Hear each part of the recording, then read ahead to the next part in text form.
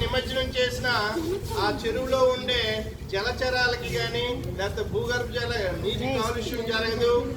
అందుకు ఈ మట్టితో తయారు చేసి మనం చేయడం జరుగుతుంది. అదే బయట కొన్న బొమ్మలు అయితే అవి ప్లాస్టర్ ఆఫ్ ప్యారిస్తో తయారు చేయబడి వివిధ రసాయనాలతో తయారు చేయబడి ఉంటుంది. అందుకని నిమజ్జనం చేస్తే అంత తొందరగా నీటిలో కరగదు. అవి ఆ జలచరాలకి నీటిలో నివసించే జీవులకు కూడా ఇబ్బందికరం. అందుకు మనం మట్టి బొమ్మల్ని మన పూజకి వినియోగించాలి. ఇప్పుడు ఇవి మీరంతా తయారు చేశారు, చాలా సంతోషం. వీటినే గస్సారి కూడా మనం అలా చేసి వీటినే మీరు పూజించారు. అదేవిధంగా ఈ సంవత్సరం కూడా మీరు పూజించాలని కోరుకుంటూ ఈ సందర్భంగా ప్రధాన ఉపాధ్యాయుల్ని 2 మాటలు మాట్లాడుతున్నాను.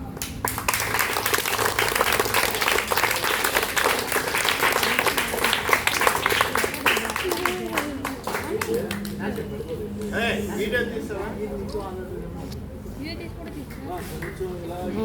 అలాగే సోషల్ మ్యాటర్ మాట్లాడవలసిందిగా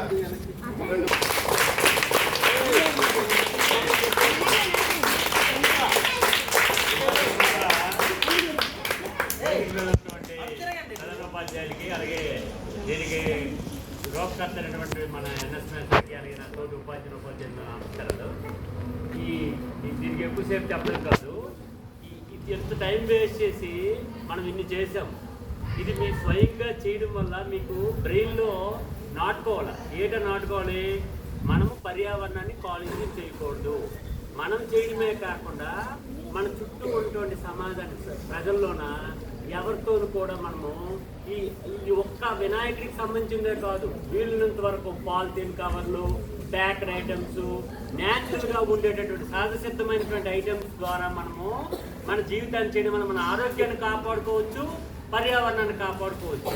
మ్యాసాజ్ చేసేటువంటి ఎంత మంచి ప్రయత్నం అనేది మనకి అన్ని విధాలు ఉపయోగపడేటట్టు మనం తయారు చేసుకోవాలి. అది కేవలం ఇలా ఈ ఫోటోలు దీనికే పరిమితం కాకుండా మనము దాన్ని అనుసరించాలని, అలాగే మన పర్యావరణాన్ని మనం కాపాడి రానున్న తరాలకి మనం మంచి సుస్థిర అభివృద్ధి అంటాం, మనము మంచి భవిష్యత్తును ఇవ్వాలని కోరుకుంటూ అందరికీ వినాయక చవితి శుభాకాంక్షలు. ఆ భగవంతుడికి చాలా